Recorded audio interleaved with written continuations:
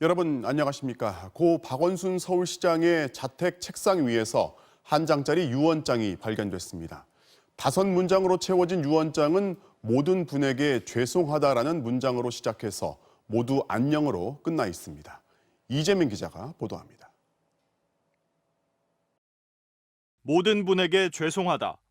박원순 서울시장이 세상을 하직하기 전 남긴 유언장 첫머리는 사과였습니다. 동시에 내 삶에서 함께 해주신 모든 분들에게 감사드린다고도 했습니다. 유언장은 박 시장이 어제 오전 서울 종로구 가회동 공관을 나서기 직전에 쓴 걸로 보입니다. 공관 정리를 하던 서울시 직원이 박 시장 서재 책상 위에서 발견했습니다.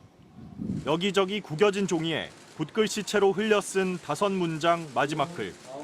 서울시는 가족에 대한 진한 미안함도 담긴 유언장을 유족과 협의해 공개했습니다. 오직 고통밖에 주지 못한 가족에게 내내 미안하다. 화장해서 부모님 단서에 뿌려달라. 모두 안녕.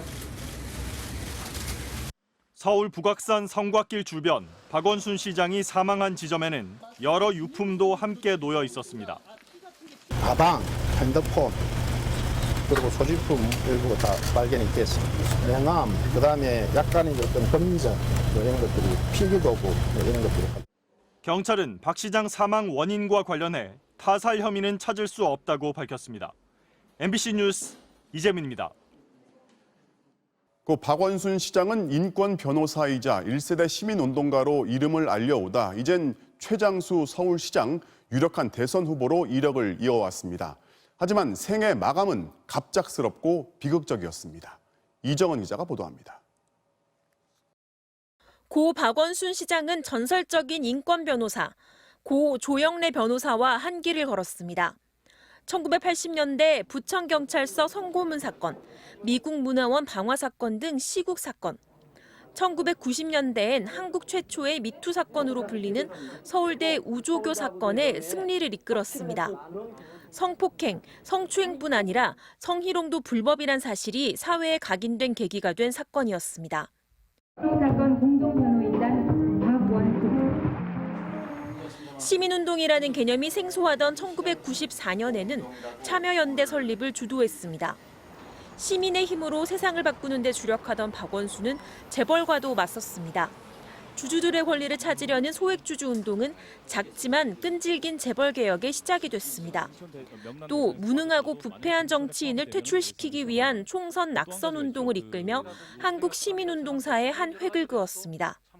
국회가 이제 더 이상 어떤 소일거리라든지 그야말로 어떤 명예의 상징으로만 사치품으로만 이렇게 쓸 수는 없다는 생각을 저희들은 확실히 했습니다. 2011년 시민운동가는 정치의 길로 들어섭니다. 안철수 서울대 교수와 극적으로 단일화를 이뤄낸 서울시장 보궐선거. 지지율 5%로 시작한 박원순은 거대 여당이었던 한나라당 나경원 후보를 꺾었습니다. 야권 통합 시민 후보 박원순은 오늘 이 자리에서 서울 시민의 승리를 엄숙히 선언합니다. 강북 균형 발전, 제로페이 등 서민 우선 정책은 서울시장 박원순의 역점 사업이었습니다. 특히 메르스 사태 당시 단호한 대처는 강한 인상을 남겼습니다. 서울시는 이런 엄중한 상황에 대해서 정보를 공유받지 못했습니다.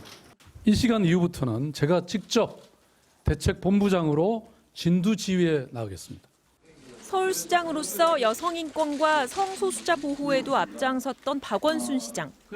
시비가 있을 수 없는 많은 업적과 함께 생애 끝자락 성추행 의혹도 동시에 남긴 채 생을 마감했습니다. MBC 뉴스 이정은입니다.